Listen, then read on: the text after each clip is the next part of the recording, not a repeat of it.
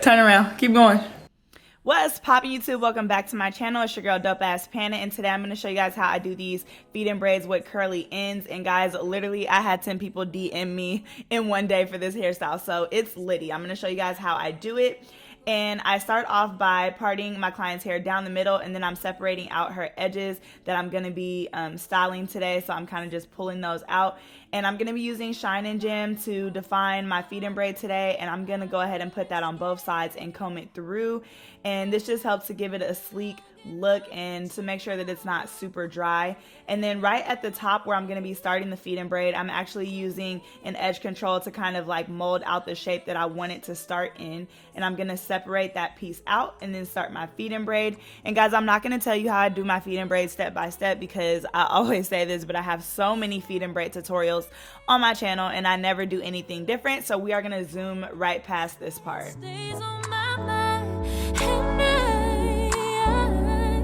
Officially, it's official. Ooh, you know that I'm missing you, yeah. All I hear is raindrops, ooh, yeah. And I'm officially missing you.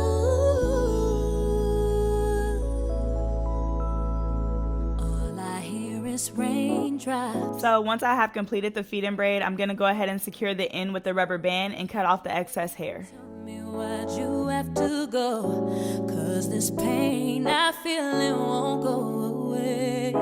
And today. Next, I go back in on each side of the feed-in braid and I take the end of the rat tail comb and I kind of just smooth out the braid.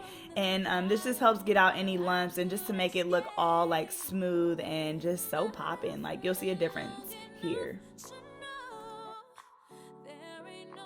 So I'm just showing you guys how it should look when both sides are done. And notice that my feed-in braids are not super big. You want them to look kind of natural, so I didn't add as much hair as I typically would. Next, I'm gonna go in and do her edges. And for her edges, I'm using the Oars olive oil edge control, and it's definitely not my favorite. Like, I don't know if they did a new formula or something, but it's green. And it's the same one that comes in the green container, but I'm just not like a super fan of it. But I already purchased it, so I was just kind of finishing it up.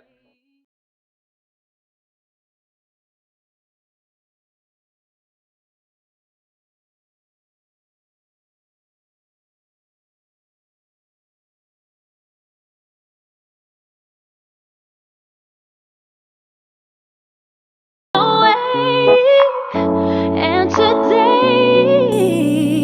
I'm officially missing you.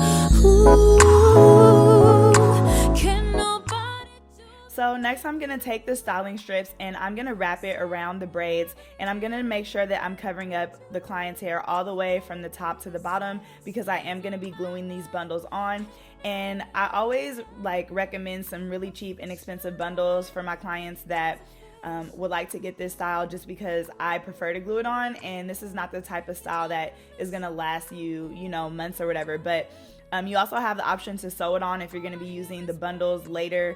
I just ended up giving her my bundles that I got from Sealy Hair, the Brazilian Loose Deep, I believe it was. And so if you check that video out, these are those same bundles and they're still rocking. Like, I had these actually for a couple months and I already had my wear in them. So this is not a paying client, by the way. Like, I would never give like a paying client some old ass bundles. So yeah, but anyway, I'm gonna take my Salon Pro Super Bond glue and I put a little bit on the like very beginning of the bundle track, and I'm gonna glue that part down first, and then the rest of it I'm gonna actually rub down the top of the braid and just kind of wrap it around. And so that's a lot easier for me just because it's quicker and I don't have to keep, you know, putting glue on the weft as I'm going.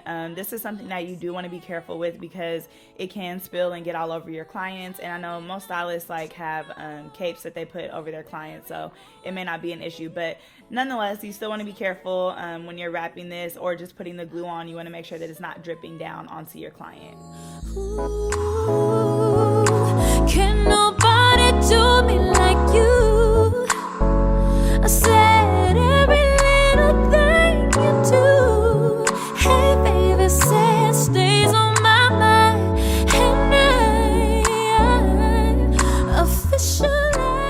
sometimes the glue does dry up a little bit as you get to the top, so I just go ahead and put a little extra at the top, and I'm gonna continue to wrap that around. And then once I get to the last piece of the track, I'm gonna put some glue on that last piece, and then I'm gluing the track to itself at the top, because basically you're gonna run out of space where the styling strip is, so you wanna glue that last piece, you'll see it here, to the actual track.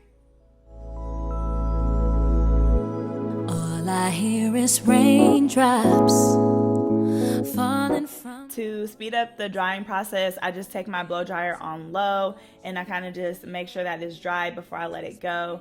And yeah, that's how I get the bundle tracks on there. And today I'm officially missing you. I thought that from this heart. So I'm so irritated because I didn't realize that I was like out of frame for this. But to cover up that weft at the top, I'm gonna take a piece from underneath on the ponytail.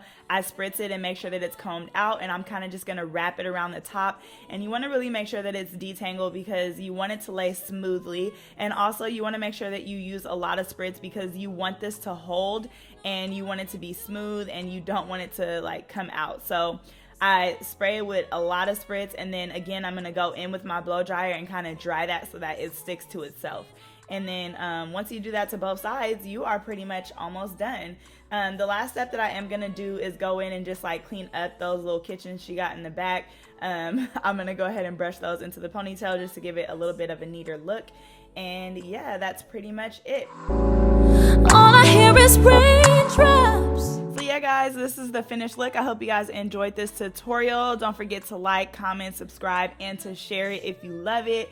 And y'all, I had so much fun editing this video. Like, y'all should know Bree by now because I've done a couple videos with her. Like, we've done the spicy noodle challenge, and she was in a Senegalese twist video, and this girl is goofy as hell. Like, when I was editing it, I'm like, why are you making 72,000 different funny ass faces? So I just picked a few of them, and I'm gonna just show y'all this clown.